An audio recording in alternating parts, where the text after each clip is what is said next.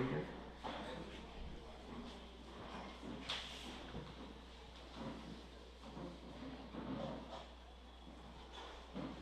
Padre nuestro que estás en los cielos, santo, santo, santo es tu nombre, Señor.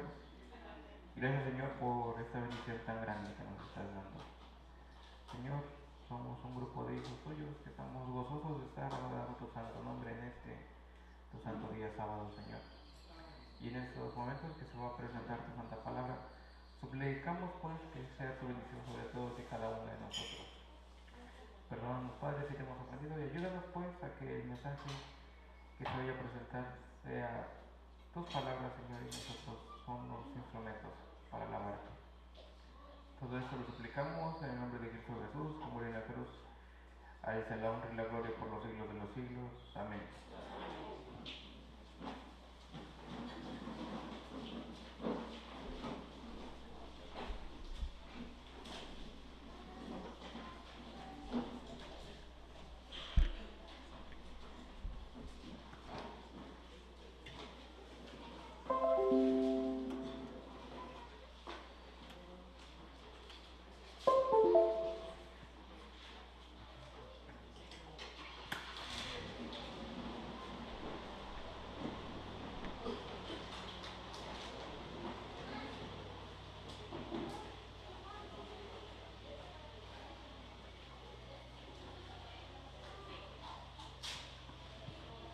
Buenos días, hermanos. Para los hermanos que no me conocen, mi nombre es Salomón Munguía. Y es muy fácil de recordar porque pues así se llama mi papá. También se llama Salomón Munguía.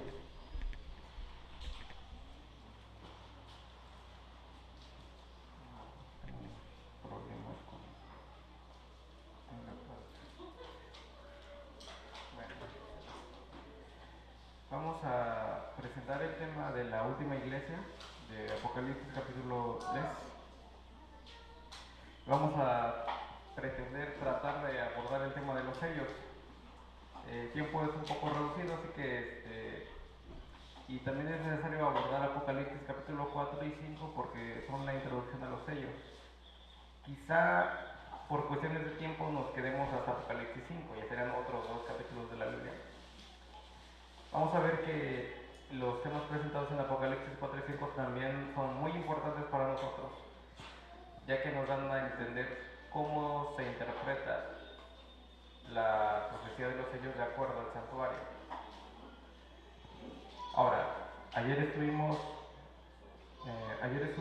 analizando las iglesias y dijimos por qué la Odisea tenía que comenzar en 1844. El símbolo de su nombre, el significado, de su nombre. La Odisea significa el juicio del pueblo. En este periodo se va a llevar a cabo el juicio investigador.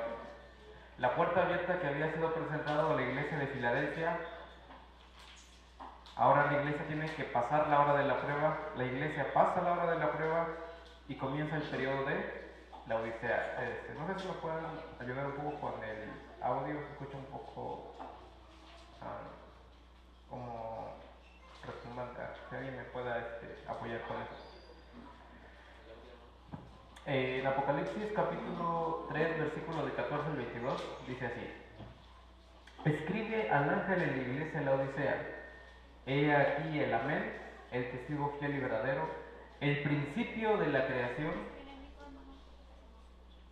El principio de la creación de Dios dice esto: yo conozco tus obras, que ni eres ni frío ni caliente. Ojalá fueses frío o caliente, pero por cuanto eres tibio y no frío y caliente, te vomitaré de mi boca. Porque tú dices, yo soy rico y me he enriquecido y de ninguna cosa tengo necesidad. Y no sabes que eres un desventurado, miserable, pobre, ciego y desnudo. Por tanto, yo te aconsejo que de mí compres oro refinado en fuego para que seas rico y vestiduras blancas para vestirte. Y no se descubra la vergüenza de tu desnudez. Unge tus ojos con colirio para que veas. Yo reprendo y castigo a todos los que amo, sé pues celoso y arrepiéntete. He aquí, yo estoy a la puerta y llamo. Si alguno oye mi voz y abre la puerta, entraré a él y cenaré con él y él conmigo.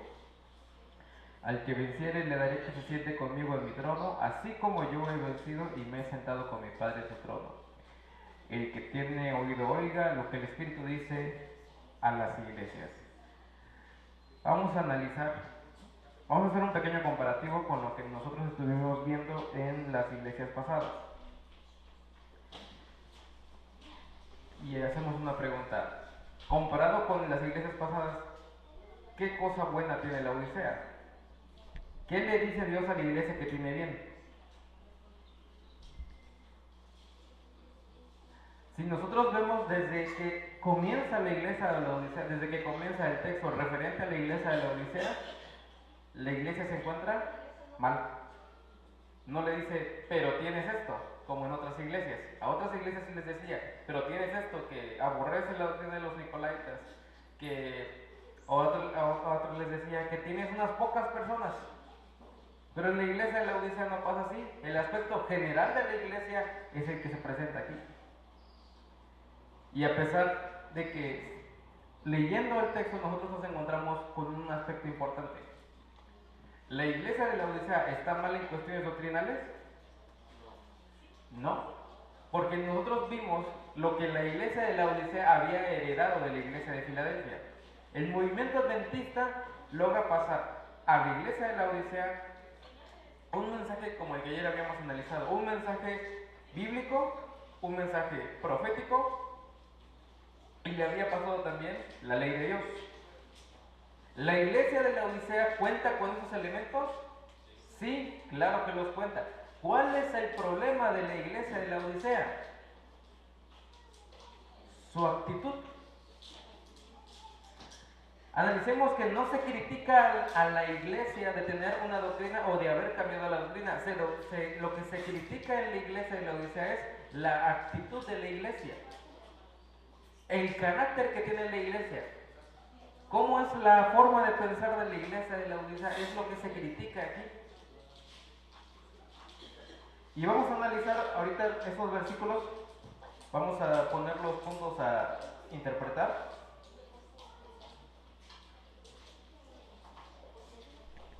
Ya desglosado el texto, lo vamos a poner en estos 8 puntos, que son los puntos que vamos a interpretar. Vamos a decir a qué se refiere cada uno de estos versículos, versículo por versículo, pero esto ya es de una manera desglosada. El mensaje dirigido a esta iglesia presenta las escenas finales del tiempo de gracia, porque ya no va a existir una octava iglesia, ya no hay un octavo periodo. Los tiempos de Dios son perfectos, y por el hecho de que son perfectos, ¿cuántas iglesias va a haber? 7. No va a haber más. A la iglesia de la Odisea le toca vivir el tiempo del juicio investigador y el fin del tiempo de gracia, hasta la venida de nuestro Señor Jesucristo. Esta última etapa de la iglesia, el último mensaje de misericordia que se proclame antes de la venida de Cristo, Apocalipsis 14, 9 y 14. Mientras se realiza la obra del gran día de la expiación y progresa el juicio investigador referente a la casa de Dios.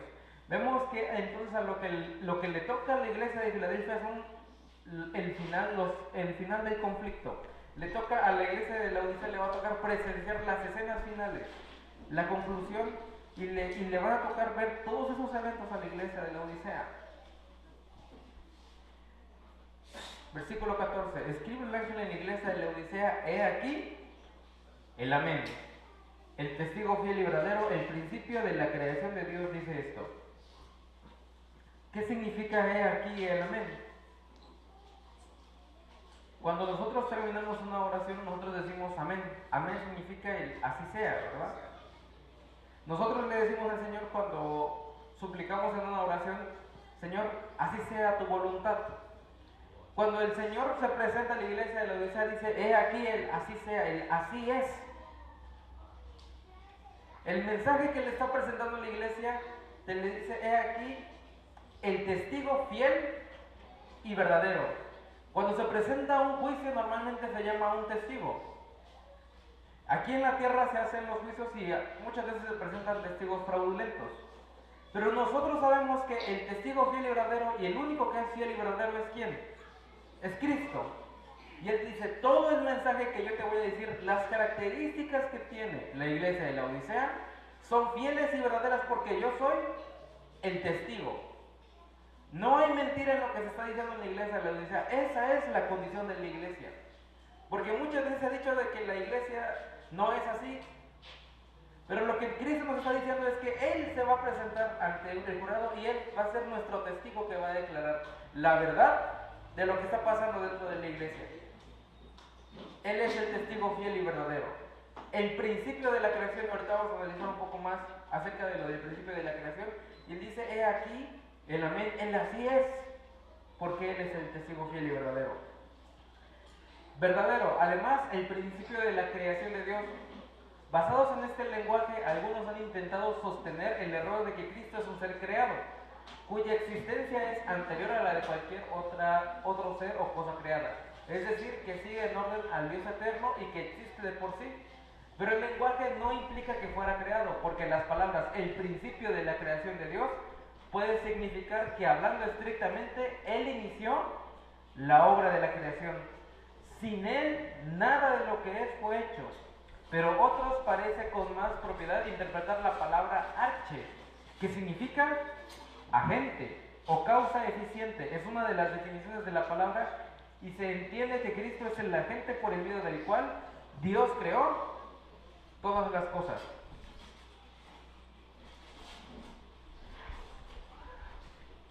En la Biblia, no recuerdo exactamente dónde vamos a analizar esto, Cristo siempre se pone como el primogénito. Eso lo debimos haber analizado en Apocalipsis capítulo 1. Ahorita vamos a explicarlo. Cristo siempre se pone como el primogénito. En la Biblia podemos encontrar en el Apocalipsis capítulo 1 el primogénito de los muertos, esa referencia. Ahora en Apocalipsis capítulo 3 nosotros encontramos el principio de la creación, Él también es el primogénito. Cuando nosotros ocupamos el lenguaje y decimos que Cristo es el primogénito de los muertos, ¿a qué se refiere? Pregunta, ¿Cristo fue el primero en resucitar en la Biblia? No. Antes de Él hubo personas que resucitaron. Lázaro fue uno de ellos. El niño que resucitó, Elías, el hijo de la viuda de Sarepta, también resucitó. Hubo personas que resucitaron antes que Cristo. Y sin embargo, Cristo dice que Él es el primogénito de los muertos. ¿Por qué? Otras personas dicen que es porque Él fue el primero en autorresucitar, pero eso tampoco tiene mucho sentido si lo analizamos en un lenguaje estricto. La Biblia refiere de que Cristo se pone como el primero para que sobre todas las cosas Él tenga preeminencia.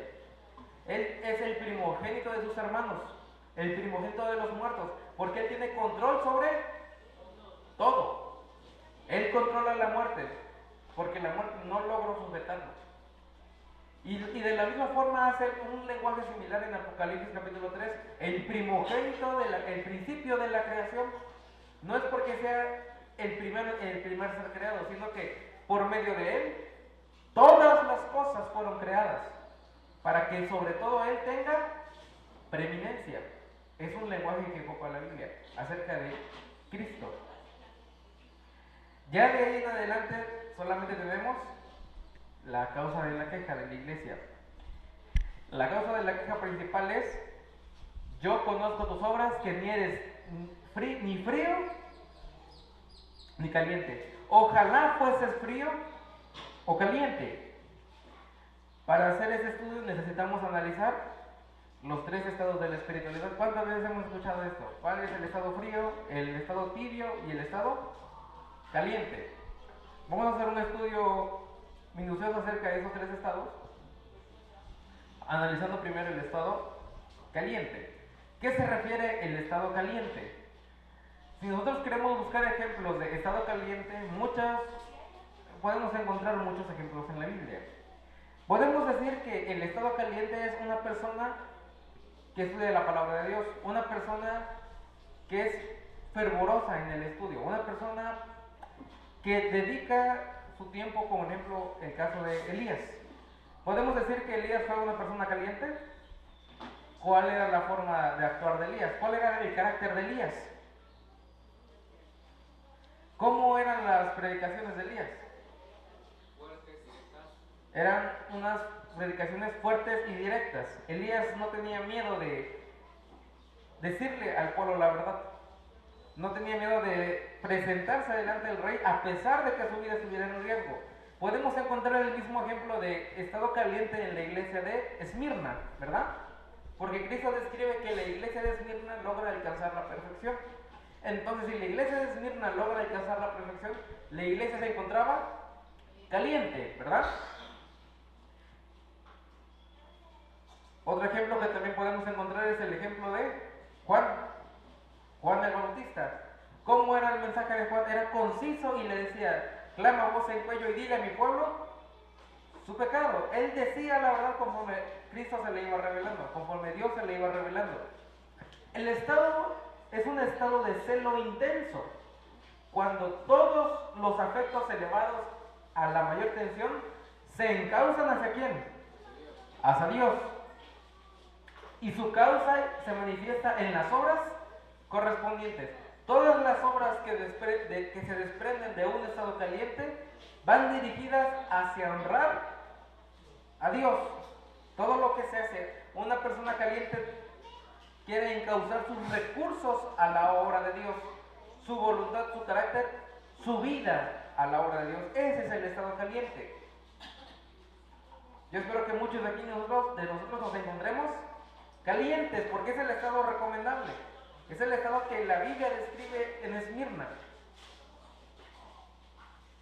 Vamos a poner un ejemplo. Segunda de Corintios capítulo 11 acerca de la forma de pensar del estado caliente. Segunda de Corintios capítulo 11 versículo 23. Dice: ¿son ministros de Cristo? Como si fuera loco habla Pablo. Yo más, en trabajos más abundante, en azotes sin número, en cárceles más, en peligros de muerte muchas veces. De los judíos 5 veces he recibido 40 azotes, menos uno.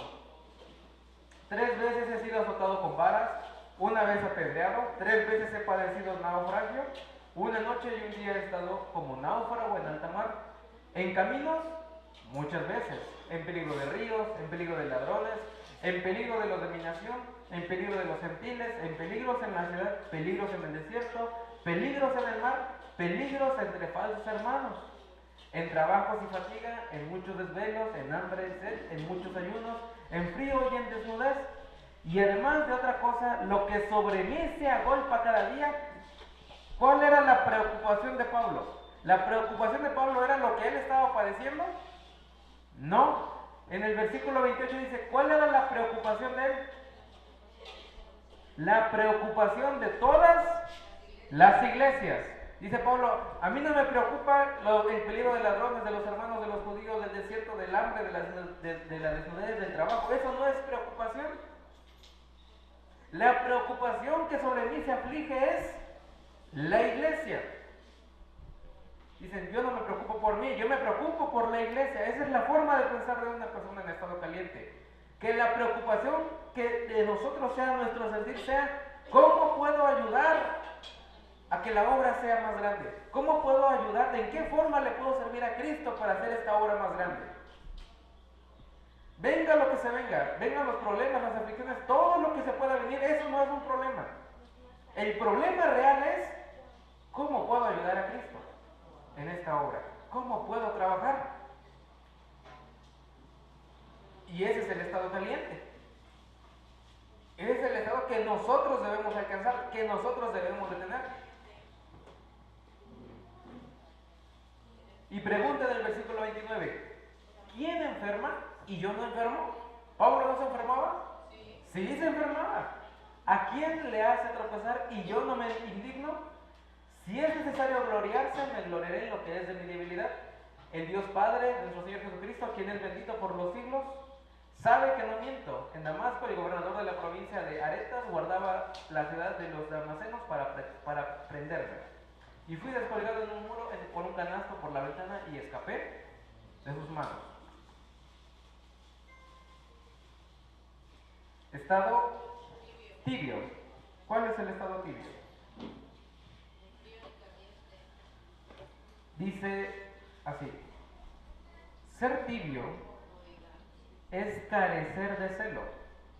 ¿Qué es lo que nosotros vimos en el estado caliente? Un celo intenso por las cosas de Dios. Ser tibio es carecer de este celo.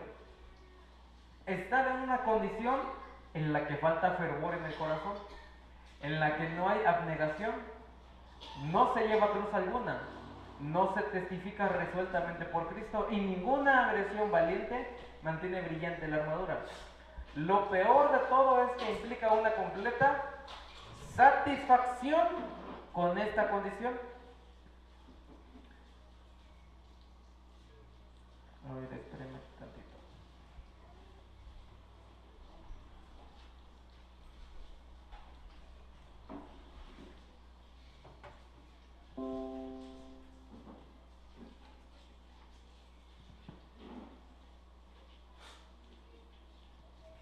Ser tibio es carecer de este celo.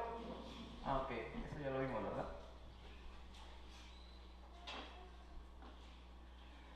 El frío.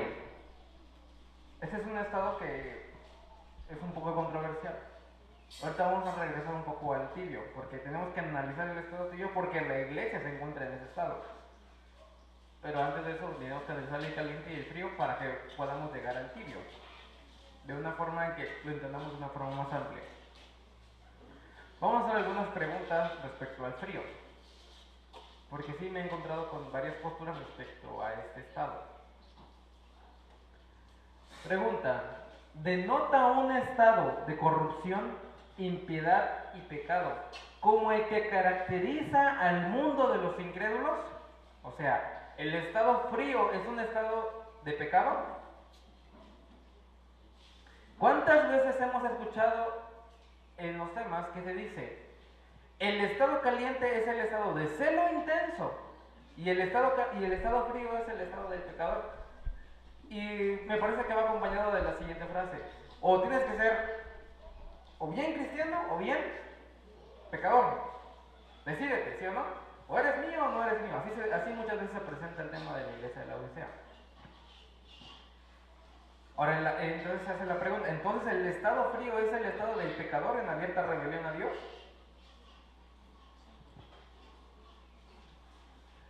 No podemos considerarlo así por varias razones. ¿Por qué?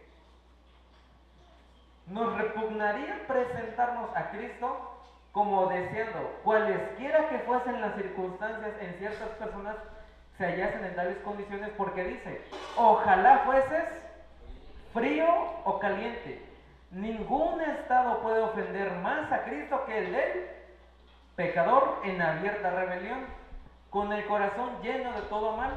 Sería por lo tanto incorrecto presentarse a Cristo como prefiriendo aquel estado a cualquier situación en que sus hijos puedan estar mientras siguen siendo suyos. Vamos a hacer una pregunta: ¿el mensaje a quién está dirigido? ¿A la iglesia o al mundo? ¿Al mundo pecador? Está dirigido a la iglesia. Si yo soy un pecador en abierta rebelión a Cristo, ¿soy parte de la iglesia? Entonces no puede decir Cristo: ojalá fueses frío, caliente o pecador, porque el mensaje está dirigido ¿hacia dónde? Hacia la iglesia. Cristo, el estado del pecador es el estado que más ofende a Cristo, el del pecador en abierta rebelión contra él. Cristo en ninguna forma le puede decir a su pueblo que bien o sea caliente o bien sea pecador, porque ese estado es ofendible. Es un estado diferente al que muchas veces se ha presentado, el estado frío. Pero no es el del pecado en abierta rebelión. Continuamos. Amenaza con desecharlos porque no son ni fríos ni calientes. Es como decir que si fuesen fríos o calientes, no estarían rechazados. Pero si frío presenta un estado en abierta impiedad mundanal, serían rechazados muy prestamente. De ahí que tal no puede ser el significado. nos vemos obligados a concluir que en estas palabras nuestro Señor no se refiere a los que están fuera de su iglesia, sino que menciona 3 grados de afecto espiritual, 2 de los cuales le son más aceptables que el tercero. El calor y el frío son preferibles a la tibieza. Entonces, ¿qué condición denota el término frío? Podemos observar en primer lugar que no es una condición de sentimiento, que es una condición de sentimiento. En este respecto es superior a la tibieza, que es un estado de comparativa insensibilidad, indiferencia y suprema satisfacción consigo mismo. El frío pareciera denotar una condición espiritual que careciera de los rasgos del término caliente, aunque en dicha condición la persona sienta esta falta. Este estado queda descrito en el libro de Job 23:3. Vamos a explicarlo de una forma un poquito más clara. Ya explicamos de forma detallada a qué se refiere el término caliente. Un estado de celo, un estado de trabajo, un estado donde todos los recursos son encauzados hacia la obra de Cristo. En eso estamos todos de acuerdo. En el término frío, ¿qué es lo que nosotros podemos encontrar? Tenemos que encontrar un estado en el cual se encuentra la iglesia o algunos miembros de la iglesia. Ya dijimos que el estado frío no puede referirse al del pecador en abierta rebelión a Dios. Entonces, ¿a qué se refiere? De acuerdo a lo que nosotros estuvimos leyendo, el término frío se refiere a personas que no están trabajando, pero están dentro de la iglesia, pero ¿por qué no están trabajando? Cuando una persona es nueva en el Evangelio, regularmente decimos que es una persona que le faltan cuestiones doctrinales. Ahora, estas personas normalmente tienen mucho fervor de trabajar, pero no lo hacen por el hecho de que no tienen los conocimientos necesarios, por así decirlo, para efectuar dicha obra. Estas personas, ¿en qué estado se encuentran? Se encuentran frías. Pero estas personas son conscientes de su estado. Son conscientes de que les faltan muchas cosas por saber. Estas personas quieren trabajar, pero no trabajan. Aunque su fervor es hacerlo. ¿Se encuentran espiritualmente bien? No, porque no están realizando la obra que Cristo nos dijo que hiciéramos. Y sin embargo son conscientes y tratan de cambiar de estado. Si nosotros nos encontramos en el término frío, somos conscientes de nuestro estado y decimos, ¿sabes qué, Señor? Yo reconozco que estoy falto de muchas capacidades. Y la persona fría quiere ser caliente, aunque no es caliente todavía. ¿Y el tibio? El tibio, le vamos a hacer unas preguntas. ¿El tibio sabe que es tibio? El tibio no sabe que es tibio. El tibio piensa que es caliente, pero está actuando como el frío. ¿El tibio trabaja? No, el tibio no trabaja. ¿El tibio conoce las verdades de la Biblia? Claro que las conoce, pero no trabaja. El tibio es una persona que se encuentra conforme con el estado en el que se encuentra. Está en un estado de satisfacción espiritual. Y este estado lo podemos encontrar muchas veces. Quizá alguna vez nosotros lo podemos vislumbrar en algunos ejemplos. En el estado tibio, ¿cuántas veces no hemos escuchado que dicen, vamos a presentar un tema de tal cosa, y una persona quizá lo dice abiertamente o no lo dice? Ese tema ya me lo sé. Hermano, vamos a presentar esta verdad, hay un predicador que va a dar tal tema. Ya me lo sé. Vamos a presentar esto. Ya me lo sé. Preséntale las verdades de la Biblia. ¿Y qué te va a decir? Eso ya me lo sé, ya lo analizamos. Ya lo ha recibido muchas veces, porque el tibio en la iglesia muchos años ha estado. ¿Conoce las verdades de la Biblia? ¿Conoce profecías? Más o menos. Él cree que se las sabe. Porque le podemos decir, vamos a ver un tema acerca de la marca de la bestia. Sí, más o menos yo sé que es esto. Ahí está el tema. La pregunta es, con todo ese conocimiento que se le ha dado, ¿qué ha hecho el tibio? Lo que nosotros estuvimos analizando en la iglesia de la Odisea, de Filadelfia, ¿qué le pasó a la iglesia de Filadelfia, la Odisea? Una antorcha llena de conocimiento profético, conocimiento acerca de la ley y conocimiento de la palabra. Y la iglesia de la Odisea dice, ya lo tengo todo, ya tengo todas las profecías, ya tengo toda la palabra, tengo la ley de Dios. ¿Qué le hace falta a la iglesia? En términos de conocimiento, no le hace falta nada. Y sin embargo, la iglesia de la Odisea dice, ya lo tengo todo, ya lo sé todo. ¿Y ahora qué hace la iglesia? Nada. La iglesia de la Odisea no trabaja porque se encuentra conforme. Todo el esfuerzo que nosotros estuvimos viendo a lo largo de la historia de la iglesia terminó en la iglesia de la Odisea. Todo ese conocimiento que fue pasando de antorcha en antorcha, que fue pasando a lo largo de las generaciones, la iglesia de la Odisea lo conoce. Y sin embargo, a pesar de que se le ha dado una luz tan grande, la iglesia de la Odisea no hace nada. Vamos a predicar después. Vamos a hacer la obra misionera después. ¿Qué hubiera dicho Pablo si hubiera encontrado hermanos así? ¿Qué pensarían de nosotros los profetas? Porque decimos que ellos están en un estado de celo intenso, ¿verdad? ¿Qué hubiera pensado Elías si nos dijera, hermano, vamos a predicar? Y la congregación contestara, la otra semana.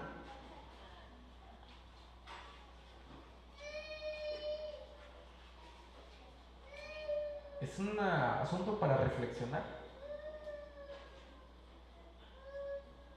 Porque es un estado espiritual que se encuentra en la iglesia. No está falta de conocimiento. Y muchas veces sí, ahorita voy a explicar por qué. Pero la iglesia de la Odisea no está falta de conocimiento.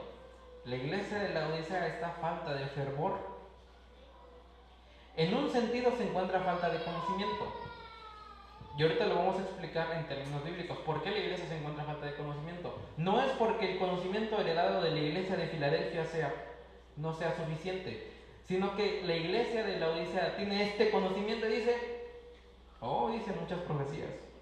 Vamos a leerlas después. Y ahí quedan arrumados los libros de Espíritu Profecía. Se ven bien bonitos en el librero, ¿verdad? Ahí están los libros. Ahí está el conocimiento. ¿Cuánto de ese conocimiento está aquí? Muy poquito. Conocimiento físico lo tiene, porque lo ha heredado. ¿Y el conocimiento de mí? ¿Cuánto está ahí? Hay que tener cuidado porque es un estado que dice que Dios aborrece este estado. Y le dice a la iglesia, ojalá fueses frío o caliente. Y si eres tibio, ¿qué va a pasar? Dice, por cuanto no eres ni frío ni caliente, yo te vomitaré de mi boca. ¿Cuántas veces hemos visto esto en el tema de las iglesias? Varios ejemplos tenemos. Se le dijo lo mismo a Pérgamo, arrepiéntete y cambia. A Pérgamo se le dijo, arrepiéntete de tu fornicación, sepárate en esa fornicación que tú tienes de la iglesia y del Estado. ¿Pérgamo lo hizo? No, fue desechada. A Sardis también se le dijo lo mismo, arrepiéntete, vuelve a predicar lo que predicaba Teatira. ¿Sardis lo hizo? No, fue llamada a Filadelfia. Y nuevamente a la iglesia de la Odisea se le vuelve a hacer el llamado de la amonestación. Ahora arrepiéntete, no de lo mismo que hicieron las iglesias pasadas, sino que arrepiéntete del estado de espiritualidad en el cual te encuentras. Consecuencia. Pero por cuanto eres tibio y no frío ni caliente, te vomitaré de mi boca. Porque tú dices, y eso es lo que la iglesia dice, yo soy rico y me he enriquecido y de ninguna cosa tengo necesidad. Y no sabes que eres un desventurado, miserable, pobre, ciego y desnudo. La iglesia dice, yo soy rico. Una iglesia que era pobre y Dios le dijo que era rica. ¿Qué iglesia era? Esmirna. A la iglesia de Esmirna se le dijo, tú eres pobre, pero eres rico. ¿La iglesia de Esmirna tenía la pureza del evangelio? Sí. ¿A la iglesia de la Odisea se le pasó la pureza del evangelio? Sí. Pero ¿cuánto conocimiento tiene la iglesia de la Odisea respecto a eso? Nada. En su cabeza nada. Porque la iglesia piensa que lo tiene, pero en realidad no lo tiene. Rico y me he enriquecido. Así piensan los laodiceos en su condición. No son hipócritas porque no saben que son pobres, miserables, ciegos y desnudos. Ahora, el laodiceo piensa que así es. Para el laodiceo esta es una realidad en su vida. Es una realidad que él piensa que él lo sabe. Que él tiene los conocimientos, que él lo sabe todo. No le enseñes a un laodiceo porque él ya lo sabe. Y sin embargo, a pesar de que se encuentra en esta condición, tiene un problema el laodiceo. Está ciego. Te vomitaré de mi boca. Aquí la figura lleva más adelante el rechazamiento de los tibios,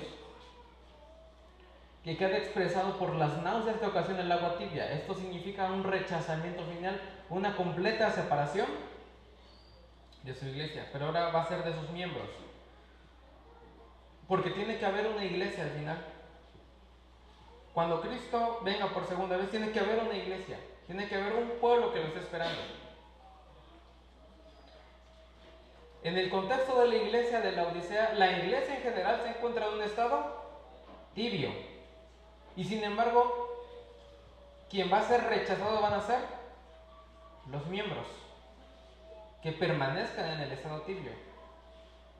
Y le dice Cristo a la iglesia, tienes dos opciones, o eres frío o caliente. Pero el frío, ¿cuál es la condición para ser frío? Querer ser caliente. Porque él está consciente de su estado.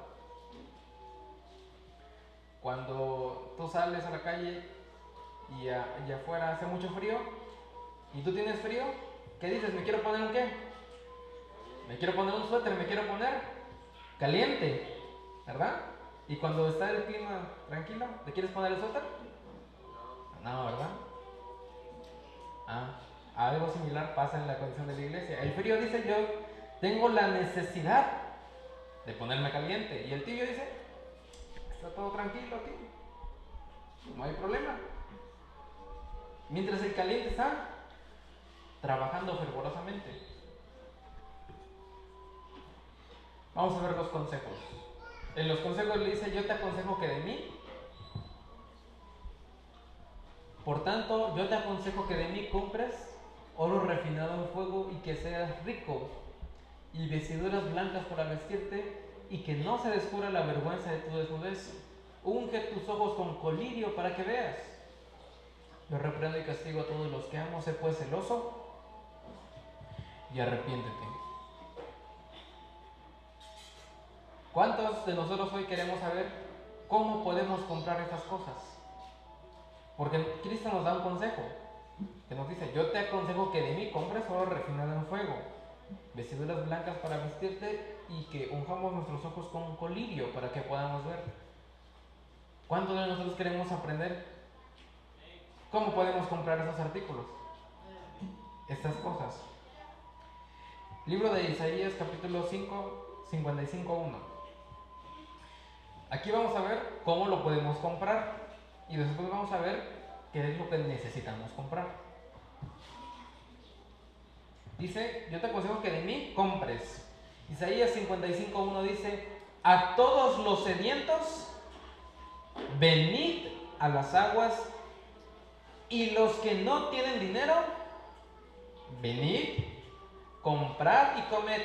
Venid, comprad, ¿cómo? Sin dinero, sin precio, vino y leche. ¿Cuánto nos va a costar a nosotros comprar estas cosas? Nada. Cristo nos dice, aquí está lo que necesitas. Yo te aconsejo que de mí lo compres. ¿Cómo lo voy a comprar? Dice, sin dinero se puede comprar. ¿Qué es lo que necesitas hacer entonces? Nada más. Tomarlo. Ya tenemos la primera condición, que es el oro afinado en fuego. Santiago capítulo 2, 5. Dice, hermanos míos, amados, oíd. ¿No ha elegido Dios a los pobres de este mundo para que sean, ¿qué? Ricos en la fe y herederos del reino que ha prometido a los que aman? ¿La fe es una riqueza? Sí. Y sin embargo, la condición de la iglesia de la Odisea es que la iglesia se encuentra miserable. O sea que la iglesia casi no tiene fe. Tenemos la teoría y la práctica, que dice, porque la fe sin obras es muerta. Hebreos capítulo 11, versículo 1. Es pues la fe la certeza de lo que, la condición de lo que no se ve. Es que no hay dinero para la campaña. ¿Estamos faltos de qué? De fe. ¿Cuánto dinero le dio Cristo a sus discípulos para que comenzaran a predicar? ¿Cuánto dinero tenían los discípulos cuando salieron a predicar a todo el mundo? Y cuando nosotros nos queremos empezar a predicar, vamos a predicar, es que falta dinero. Y nos echamos para atrás. Dice el Señor, a la iglesia de la Odisea le falta fe. Camínale. Dios proveerá.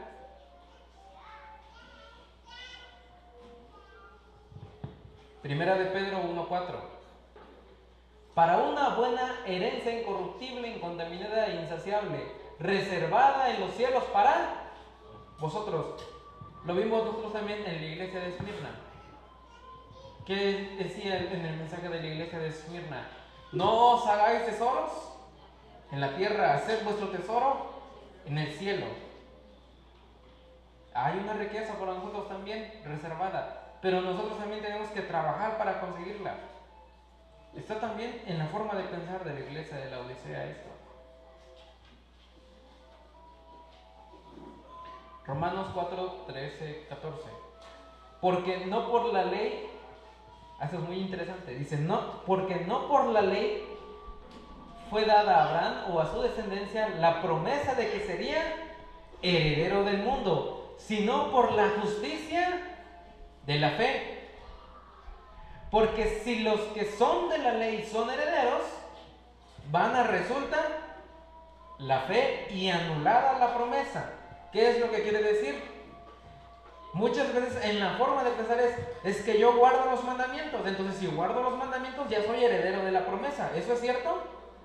No, porque la palabra de Dios dice, porque si los que son de la ley son los herederos, vana resulta la fe. Esto no se hace por medio de que yo cumplo la ley, ya me voy a salvar, sino que todo tiene que ir acompañado de fe. Y solamente así vamos a alcanzar la promesa. Un error muy grande que se comete en la iglesia es pensar que por tener el conocimiento ya somos salvos.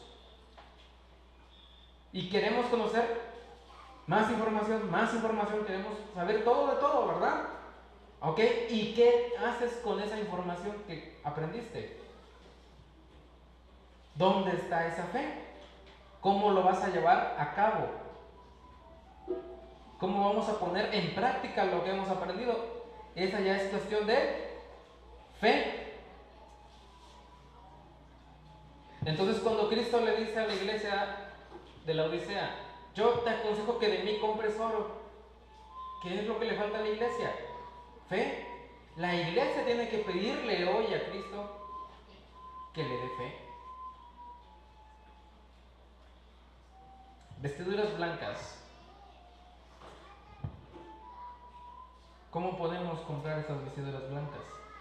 Isaías capítulo 64, 6. Si bien todos nosotros somos como suciedad y todas nuestras justicias son como un trapo de inmundicia, y caímos todos nosotros como la oca y nuestras maldades nos llevaron como el viento. La palabra de Dios nos dice que las obras injustas son como un trapo de inmundicia. Entonces, si las obras injustas son como un trapo de inmundicia, ¿qué son las obras justas? Es una vestidura blanca, una vestidura limpia. Libro de Zacarías, capítulo 3, del 3 al 4. Y Josué estaba vestido de vestiduras viles y estaba delante del ángel, y habló el ángel y mandó a los que estaban delante de él diciendo: quitadle esas vestiduras viles. Y a él le dijo: mirad que he quitado de ti tu pecado y te he hecho vestir ropas de gala. Para que nosotros tengamos las vestiduras blancas tenemos que no tener pecado y tenemos que tener justicia en las obras que nosotros hacemos. Apocalipsis capítulo 19, 8 dice: y ella se le ha concedido que se vista de lino fino y limpio y resplandeciente, porque el lino fino son las acciones justas de los santos. Otra cosa que carece la iglesia de la Odisea: justicia.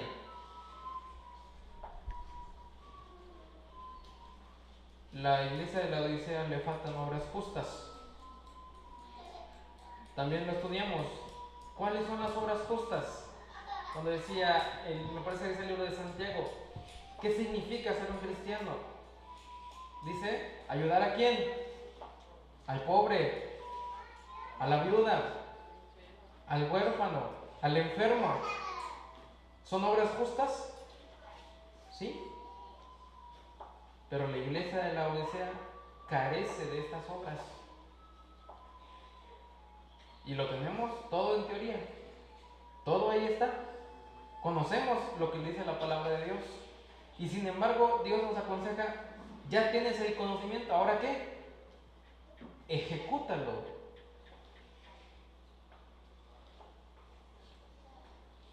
Colirio. Hechos capítulo 10, de 10:38.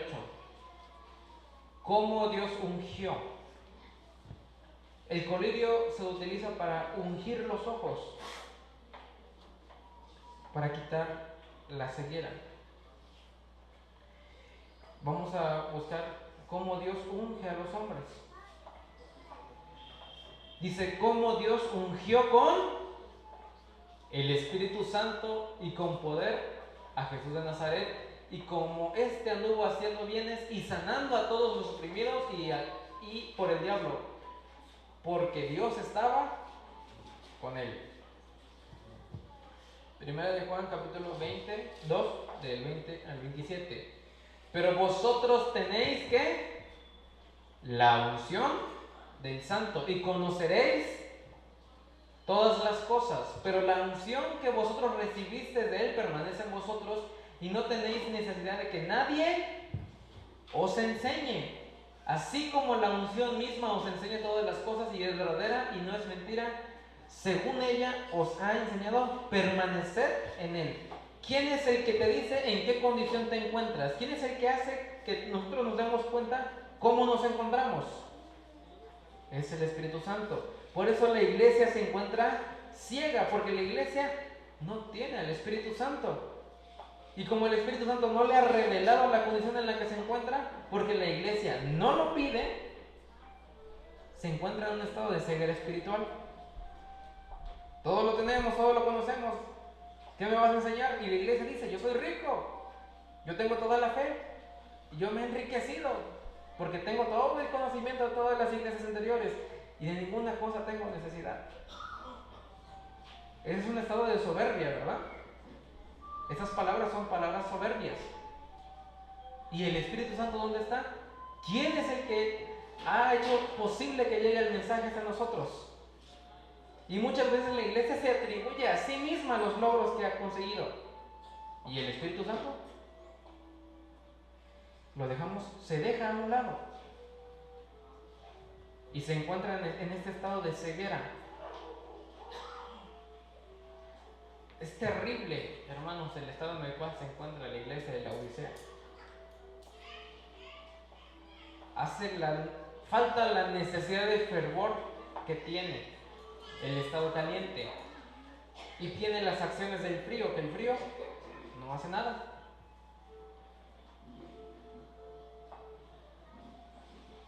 Dios nos da un consejo en esta mañana y nos dice: compra oro refinado en fuego, vestiduras blancas y colirio. Compra fe, compra obras justas. Pide la dirección del Espíritu Santo, porque de todo eso carece la iglesia.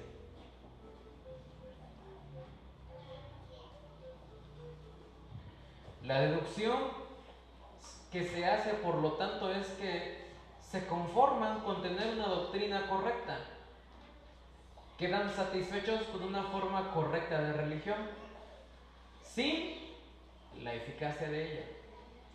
Habiendo recibido la luz acerca de los acontecimientos finales de la era evangélica y teniendo un conocimiento teórico correcto de las verdades destinadas a la última generación humana, se inclinan a confiar en esto y a descuidar el poder espiritual que cambia la vida y forma un carácter enérgico. Por sus acciones, indudablemente, no por sus palabras, se declaran ricos. Teniendo tanta luz y tanta verdad, ¿qué más pueden necesitar? No está completa su justicia como tal que defiendan la teoría. En su vida exterior se forme al aumento de la luz que han recibido sobre los mandamientos de Dios y la fe de Jesús. ¿No son acaso ricos y no tienen necesidad de nada? En esto estriba su fracaso. Todo su ser debería clamar por el Espíritu, el celo, el fervor, la vida y el poder del cristianismo vivo. ¿Cuántas veces nosotros, ahorita en la actualidad, hemos visto las señales del tiempo del fin? Hemos visto las señales. Hemos visto el cumplimiento de las profecías con nuestros propios ojos, hermanos. No, a nosotros nos tocó ver todo esto. Y sin embargo, a pesar de que están ahí latentes las señales del tiempo del fin, la iglesia de la Odisea se encuentra en un estado en el que dice, como que todavía hay tiempo. No hay que apresurarnos. Hay que llevarlo todo acá. Tranquilo. Y estamos viendo cómo el papado está haciendo los planes para destruir al pueblo de Dios y nosotros, tranquilo, no pasa nada. Ya sé lo que va a pasar, aquí está la profecía. Ajá, ¿y ahora qué hacemos nosotros?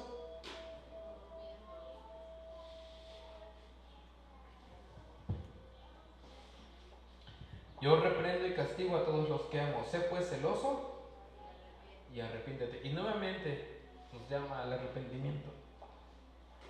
Cristo llama ahora al arrepentimiento de una forma personal a cada uno de sus miembros. La salvación, ¿cómo es, hermanos? Es personal. Y ahorita vamos a ver qué tan personal se vuelve el mensaje a la iglesia de la Odisea. Y sin embargo, en la condición en la que nosotros estamos, dice el Señor que ¿qué le va a hacer a la iglesia? ¿La está reprendiendo en ese mensaje de hoy? Sí, pero también ya hay un castigo. Castigo si no nos arrepentimos, hermanos. Hebreos capítulo 12 del 5 al 14. ¿Habéis ya olvidado la exhortación que como a hijos se os dirige, diciendo, Hijo mío, no menosprecéis la disciplina del Señor, ni desmayes cuando eres reprendido por Él? Muchas veces cuando se da un mensaje, la gente dice, es que siento que me estoy, ¿qué? Ofendiendo. Siento que me estás pegando duro. Pero no es que el predicador así lo esté haciendo. ¿Qué es lo que hace Cristo? Cristo exhorta. ¿Y qué dice? Cuando cuando tú recibas este mensaje que dice, no menosprecies la disciplina del Señor, ni desmayes cuando eres ¿qué? Reprendido. ¿Sientes que el mensaje te está dando de manera personal? Entonces Cristo te está reprendiendo y te está haciendo un llamado. Ahora queda a cada uno de nosotros elegir qué hacemos nosotros con esa reprensión que Cristo nos está haciendo. Dice la palabra de Dios, no la menosprecies.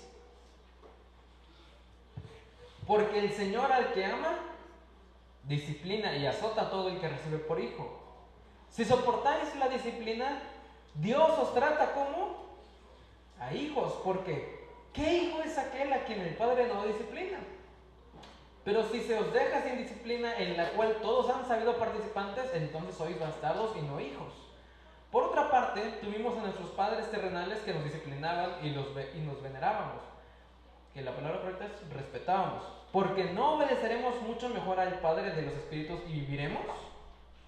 Y aquellos ciertamente por pocos días nos disciplinaban como a aquellos les parecía, pero para lo que nos es provechoso, para que participemos en su santidad. ¿Queremos hoy participar de la santidad de Cristo? Entonces, escuchemos su consejo. Hagamos caso a la reprensión que nos hace en esta mañana. Es verdad que ninguna disciplina presente al presentarse parece causa de gozo, sino de tristeza, pero después da fruto apacible de justicia a los que en ella han sido ejercitados. Por lo cual, ¿qué dice? Levantad las manos caídas y las rodillas paralizadas, y haced, ¿qué dice? Sendas derechas con los pies. Si antes estuvimos trazando sendas que chuecas, o sea, obras injustas, dice el Señor, hoy traza sendas derechas, endereza tu camino, porque ¿hacia dónde va ese camino? Hacia la Nueva Jerusalén. Para que lo cojo no se salga del camino, sino que sea sanado. Seguid la paz con todos y la santidad, sin la cual nadie verá a Dios. Y la condición para que la iglesia de la Odisea pueda ver a sus salvadores, que la iglesia sea santa. Para que nosotros alcancemos la santidad, ya vimos el ejemplo de Pablo. ¿Cómo debe ser nuestro carácter? ¿Cómo debe ser nuestra forma de pensar? ¿Hacia dónde dirigimos nosotros nuestra atención? ¿Dónde están nuestros tesoros? Así lograremos la santidad. Y a pesar de todo eso, todavía hace un llamado más personal aún. Versículo 20. He aquí, yo estoy a la puerta y llamo. Si alguno oye mi voz y abre la puerta, entraré a él y cenaré con él y él conmigo. ¿Eso no es personal? Eso es personal. ¿Qué puerta es esta? La puerta del corazón. Ahora Cristo a la iglesia le hace un llamado personal a cada uno de nosotros y nos dice, he aquí yo estoy a la puerta y llamo. ¿El llamado es para quién? Para toda la iglesia y al corazón de cada uno de los miembros. Ahora, Cristo está llamando hoy, ¿y qué dice más adelante? Si existe la posibilidad de que alguien escuche el llamado, ¿hoy escuchamos el llamado? ¿Qué es lo que tiene que hacer esa persona?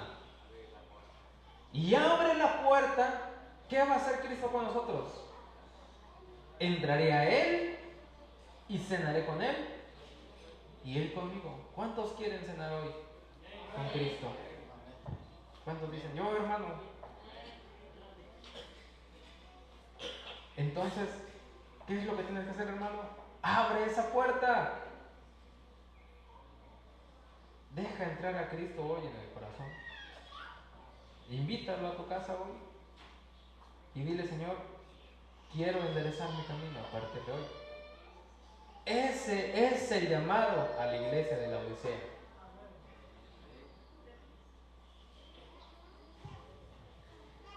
Promesa al vencedor: al que venciere le daré que se siente conmigo en mi trono, así como yo he vencido y me he sentado con mi Padre en su trono. Y el último llamado que se le hace a la iglesia: el que tiene oído, oiga lo que el Espíritu dice a las iglesias. Efesios capítulo 1 del 20 al 22. La cual operó en Cristo, resucitándole de los muertos y sentándole a su diestra en los lugares celestiales. Sobre todo principado y autoridad y poder y señorío, sobre todo nombre que se nombra, no solo en este siglo, sino también en el venidero. Y sometió todas las cosas bajo sus pies y dio por cabeza sobre todas las cosas a la iglesia. Hebreos capítulo 8, 1 y 2. Ahora bien, el punto principal de lo que venimos diciendo es que tenemos tal sumo sacerdote, el cual se sentó a la diestra del trono de la majestad de los cielos, ministro del santuario y aquel verdadero tabernáculo que levantó el Señor y no el hombre. Hay una promesa al vencedor: sentarse en el trono, a la diestra del trono del Padre. ¿Dónde está este trono hoy? Hemos estudiado qué tan glorioso es el trono del Padre. Eso lo vamos a ver en el siguiente capítulo de la Biblia, el trono del Padre. Y veamos que es un honor incomparable. La promesa a la iglesia de la Odisea, la promesa a los vencedores, la promesa a aquel que hoy abre la puerta de su corazón.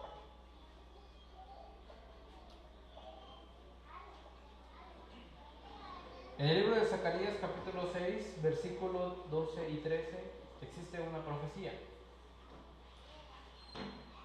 Dice: y le hablarás diciendo así, ha hablado Jehová de los ejércitos, diciendo: he aquí el varón cuyo nombre es renuevo. En algunas versiones dice pimpollo, un brote, el cual brotará sus raíces y edificará el templo de Jehová. Y edificará el templo de Jehová y llevará la gloria y se sentará y dominará en su trono y habrá sacerdote a su lado y consejo de paz entre ambos. En el libro de Zacarías nos está diciendo que Cristo iba a ser un santuario celestial. Desde antes que los apóstoles predicaran que tenemos tal sumo sacerdote, así como lo hemos estado viendo, que es Cristo y que está en el santuario celestial, Zacarías ya lo había dicho antes. Si nosotros interpretamos esa profecía en el libro de Zacarías, dice: he aquí he puesto yo esta obra del Señor, y así fueron, y le hablará diciendo: así ha hablado Jehová de los ejércitos, Dios, he aquí un varón cuyo nombre es Cristo, el cual germinará en su lugar y edificará el templo de Jehová. El Cristo llevará la gloria y se sentará y dominará en su trono y será sacerdote de Dios y consejo de paz en el sacrificio y la obra sacerdotal de Cristo a favor del hombre arrepentido. Serán entre el Padre y el Hijo. El tema del santuario celestial no está limitado al Nuevo Testamento, está también dicho en el Antiguo Testamento. Y es importante que nosotros entiendamos el santuario celestial. En el estudio que estuvimos haciendo de las iglesias encontramos el santuario celestial en Apocalipsis capítulo 1 y lo encontramos en la iglesia de Filadelfia. Así es como se interpreta el libro de Apocalipsis, en base al santuario celestial. Y nuevamente en Apocalipsis capítulo 4 y 5 nosotros encontramos el santuario celestial explicado de una manera muy preciosa, hermanos. Muchas veces esos capítulos no son estudiados con tanta profundidad, ya que en su contenido no hay, digamos, profecías de tiempo en los capítulos 4 y 5. Y sin embargo, estos dos capítulos son muy importantes para que nosotros entendamos una profecía de tiempo, que es la profecía de los sellos. Eh, el asunto es el tiempo. Lo bueno es que nos tomó una hora, la Odisea, nos tenemos otras dos. Analizaríamos Apocalipsis capítulo 4, Apocalipsis capítulo 5 y quizá el tema de los sellos se los voy a deber. Pero ya entendiendo Apocalipsis 4 y 5 vamos a entender dónde comienzan estos sellos. Porque sí, se va a presentar el caso que quizá tú predicando a personas, muchas personas dirían que los caballos ya están cayendo ahorita sobre la tierra, ¿sí o no? A mí una vez me tocó esa experiencia, que una persona se acercó a mí y me dijo, ¿sabías tú que los caballos están cayendo sobre la tierra? Y yo, ¿qué caballos? Los caballos del Apocalipsis. Y yo, está interesante. Pero eso es porque estas personas no entienden el tiempo en el cual tiene que comenzar esta profecía. Y ya nosotros entendiendo el tiempo algunos días es un poco más fácil que quizá ustedes estudien de manera personal o ahí ya nos pondremos de acuerdo de cómo recibirán esos temas.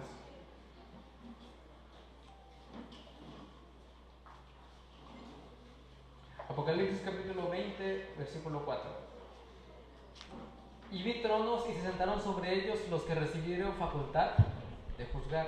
Y vi las almas de los decapitados por la causa del testimonio de Jesús y por la palabra de Dios. Los que no habían adorado a la bestia ni a su imagen y que no recibieron la marca en sus frentes y en sus manos, vivieron y reinaron con Cristo 1000 años. Apocalipsis 24 nos dice algo muy interesante. ¿A quién le va a tocar la marca de la bestia? ¿A qué iglesia? Le toca a la iglesia de la Odisea. ¿A quién le toca ver la imagen de la bestia? A la iglesia de la Odisea. Y hay algo muy hermoso que está viendo Juan ahí. Juan está diciendo que que él está viendo tronos de personas que salieron de qué iglesia? De la iglesia de la Odisea, o sea, de nuestro tiempo. Hay una promesa muy hermosa porque dice que hay personas que van a salir victoriosas de la iglesia. Sí. A pesar de que la iglesia se encuentra en un estado tibio, hay personas que van a escuchar el consejo de Dios y van a abrir la puerta de su corazón y van a cambiar. Y van a ir al estado caliente.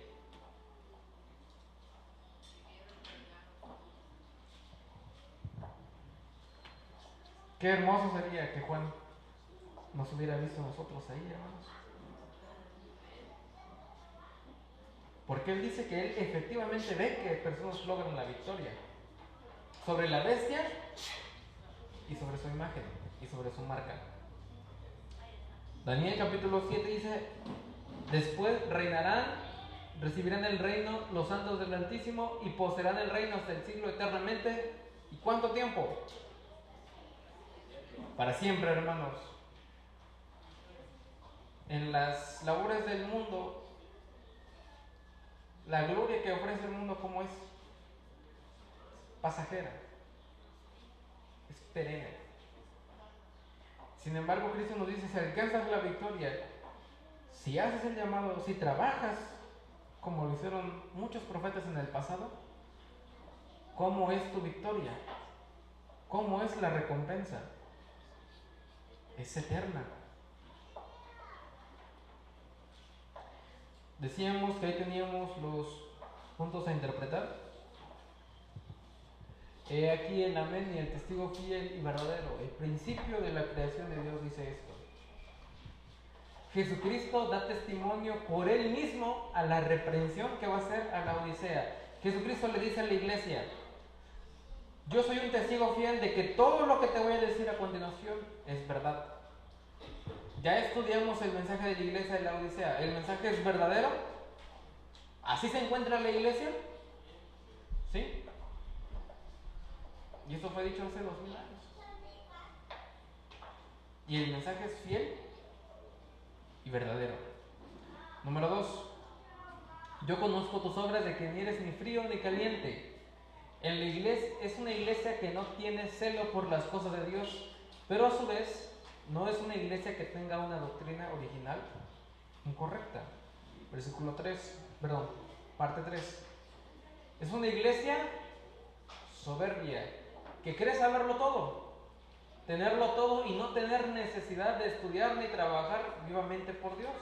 Es una iglesia ciega sin conocimiento total de sus doctrinas. Aunque las doctrinas las tenga, la iglesia no las conoce en su totalidad. Número 4. Pero por cuanto eres tibio, ni frío, ni caliente, te vomitaré de mi boca.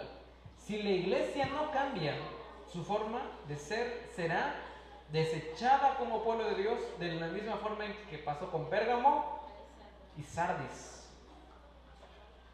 Número 5. Yo te aconsejo que de mí compres oro refinado en fuego.